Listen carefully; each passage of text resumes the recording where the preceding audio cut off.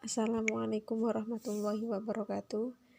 Kami dari kelompok 11 yang akan mempresentasikan hasil dari diskusi kami, yaitu hadis tentang media dan sarana pembelajaran yang disusun oleh kelompok 11 yang beranggotakan Sinta Nuria, Afida Zahra Fisyabana, Muhammad Faiz Ubaidillah, dan Nurul Fatihah.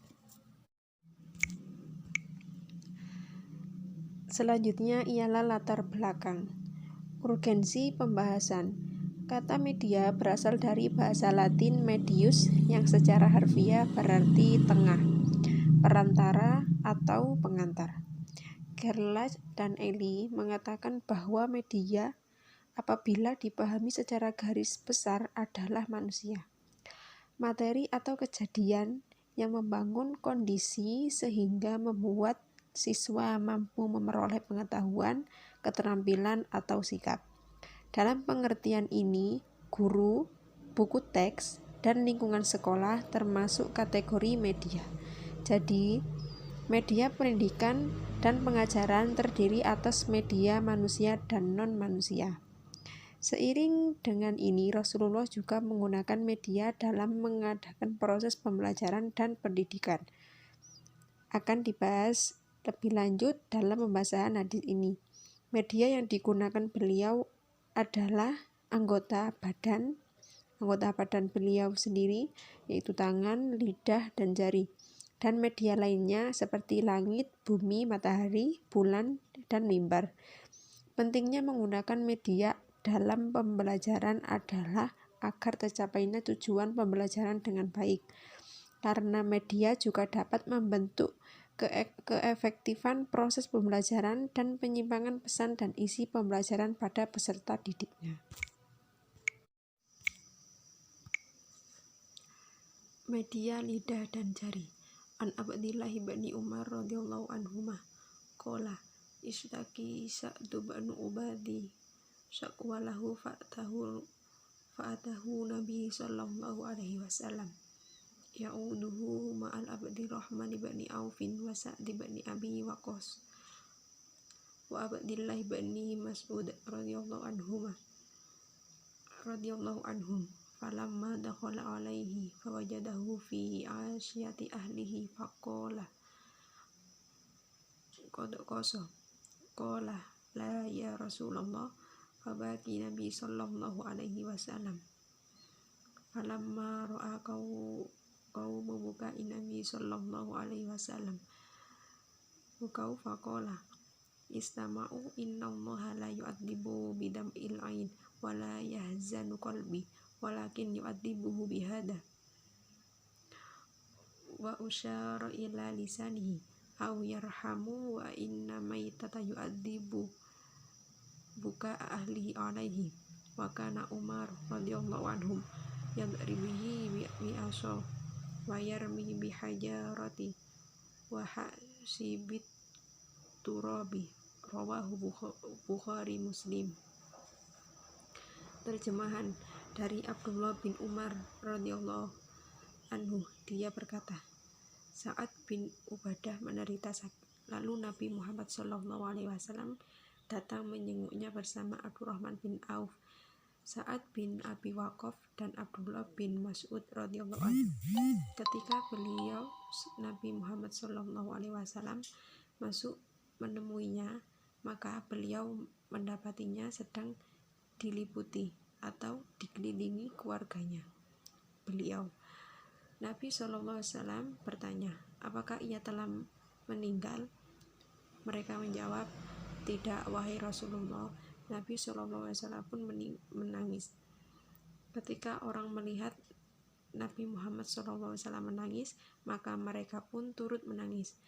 Maka beliau Nabi SAW bersabda, apakah kalian tidak mendengar sesungguhnya Allah tidak menyiksa dengan sebab air mata dan tidak pula sebab kesedihan hati, akan tetapi dia menyiksa dengan sebab ini, seraya mengisyaratkan dengan lidahnya atau memberi rahmat. Sesungguhnya mayit disiksa dengan sebab tangisan keluarganya kepadanya. Umar bin Khattab memukul orang karena hal tersebut dan melempari dengan batu serta dengan tanah. Riwayat Bukhari Muslim.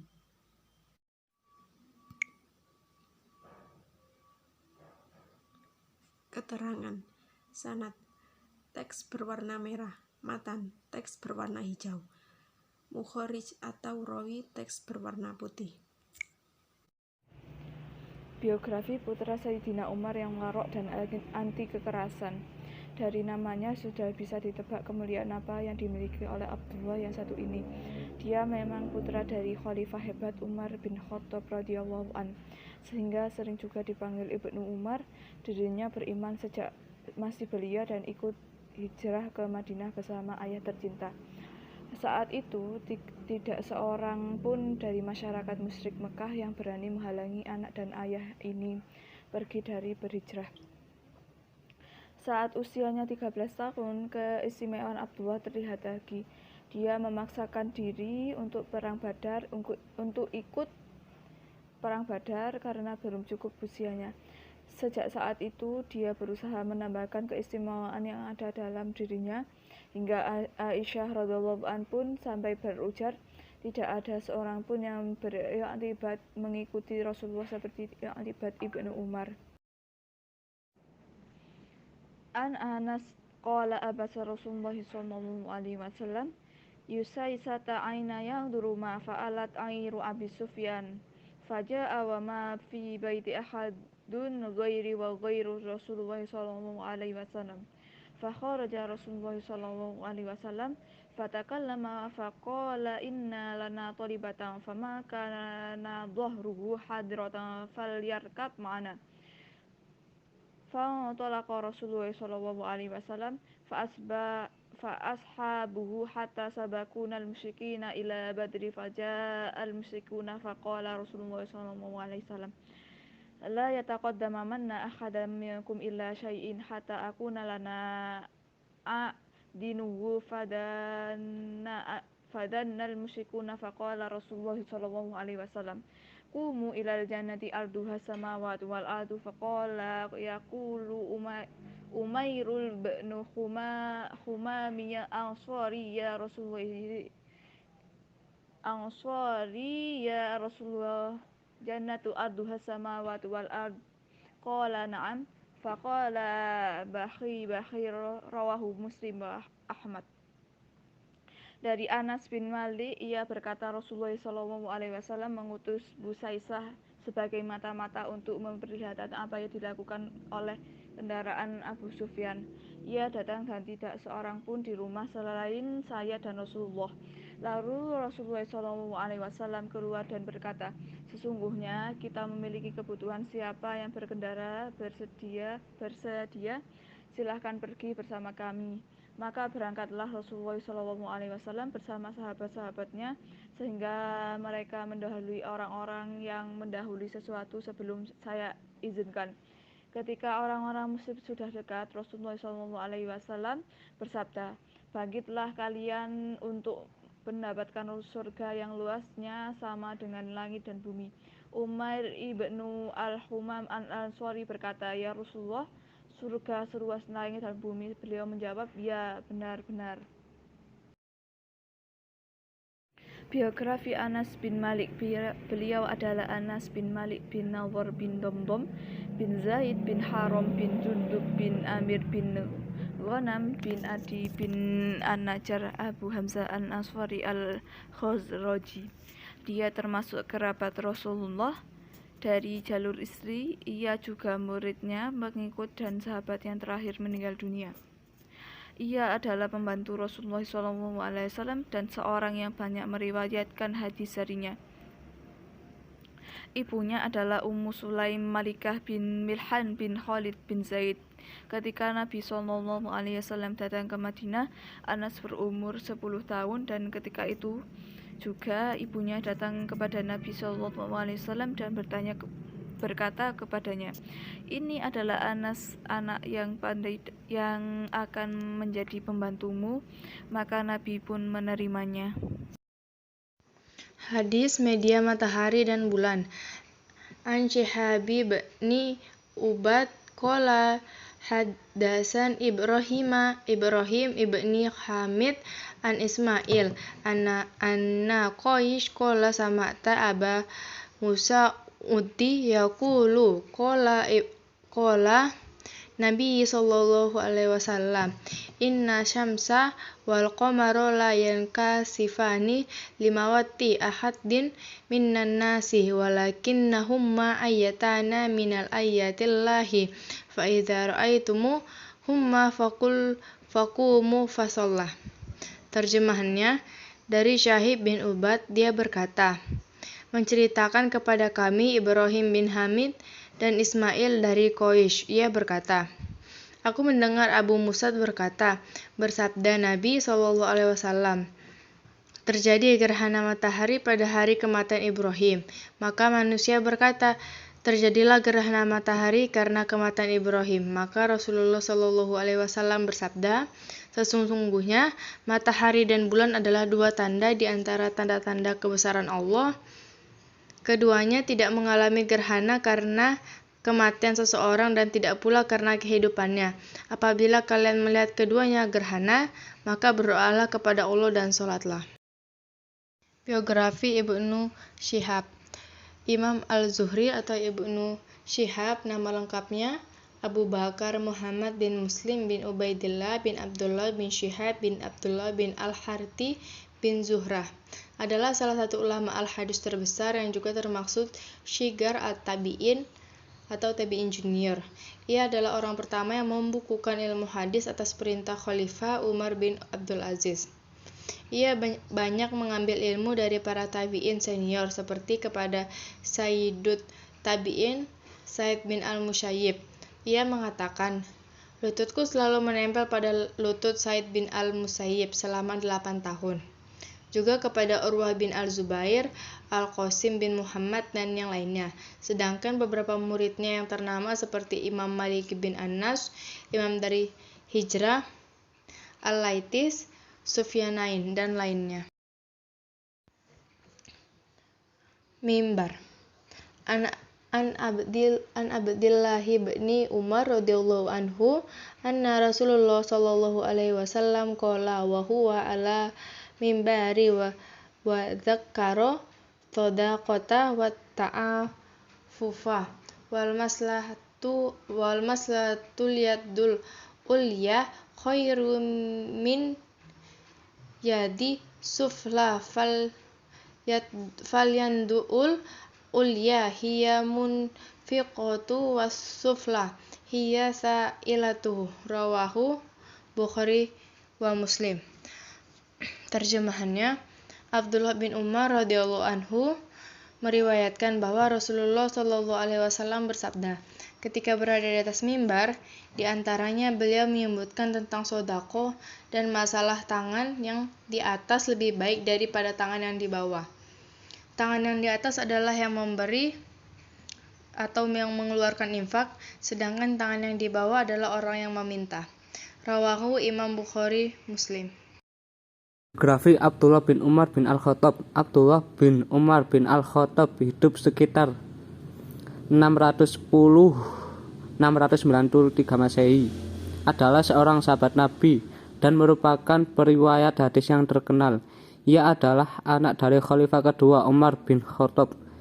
Ia tidak berbaiat kepada Ali bin Abi Thalib dan tetap netral selama perang saudara Islam. Ibnu Umar masuk Islam bersama ayahnya saat ia masih kecil dan ikut hijrah ke Madinah bersama ayahnya. Pada usia 13 tahun, ia ingin menyertai ayahnya dalam perang Badar, namun Rasulullah menolaknya. Perang pertama yang diikutinya adalah perang Khandaq. Ia ikut berperang bersama Ja'far bin Abu Thalib dalam perang Mu'tah dan turut pula dalam pembebasan kota Mekah. Setelah Nabi Muhammad meninggal, ia ikut dalam perang Yarmuk dan dalam penaklukan Mesir serta daerah lainnya di Afrika. Khalifah Utsman bin Affan pernah menawari Ibnu Umar untuk menjabat sebagai hakim, tetapi ia tidak mau menerimanya. Setelah Utsman terbunuh, sebagian kaum muslimin pernah berupaya membaiatnya menjadi khalifah, tetapi ia juga menolaknya. Ia tidak ikut campur dalam pertentangan antara Ali bin Abi Thalib dan Muawiyah bin Abu Sufyan. Ia cenderung menjauhi dunia politik meskipun ia sempat terlibat konflik dengan Abdullah bin Zubair yang pada saat itu telah menjadi penguasa Mekah. Hadis sutra dan emas. Sami'tu Ali bin Abi Thalib yaqulu aqala Rasulullah sallallahu alaihi wasallam hariran bisimalihi wa lahaban biyaminihi thumma rafa'a bihima yadaihi faqala inna halaini haramun ala dzukuri ummati halali unasihim. Artinya, Ali bin Abi Thalib radhiyallahu an berkata, Rasulullah pernah mengambil sutra lalu meletakkannya pada sisi kanannya dan mengambil emas lalu meletakkannya pada sisi kirinya. Kemudian beliau bersabda, sesungguhnya dua barang ini haram bagi umatku yang laki-laki, halal bagi umatku yang perempuan. Biografi Ali bin Abi Thalib. Ali bin Abi Thalib dilahirkan di Mekah, daerah Hijaz, Jazirah Arab pada tanggal 13 Rajab. Menurut sejarawan, Ali dilahirkan 10 tahun sebelum dimulainya kenabian Muhammad, sekitar tahun 601 Masehi. Beliau bernama asli Haidar bin Abu Thalib, namun Rasulullah tidak menyukainya dan memanggilnya Ali yang berarti memiliki derajat yang tinggi di sisi Allah. Ali mempunyai ayah bernama Abu Thalib yang juga merupakan paman dari Nabi Muhammad. Ibu Ali bin Abi Thalib bernama Fatimah binti As'ad. Hadis media matahari dan bulan. An Syihab bin Ubad qala haditsuna Ibrahim bin Hamid an Ismail an Qais qala sami'tu Aba Mas'ud yaqulu qala an-nabi sallallahu alaihi wasallam inna syamsa wal qamar la yankasifani limauti ahadin minan nas walakinnahuma ayatuna min ayatillahi fa idza ra'aitumuhuma faqumu fasallu.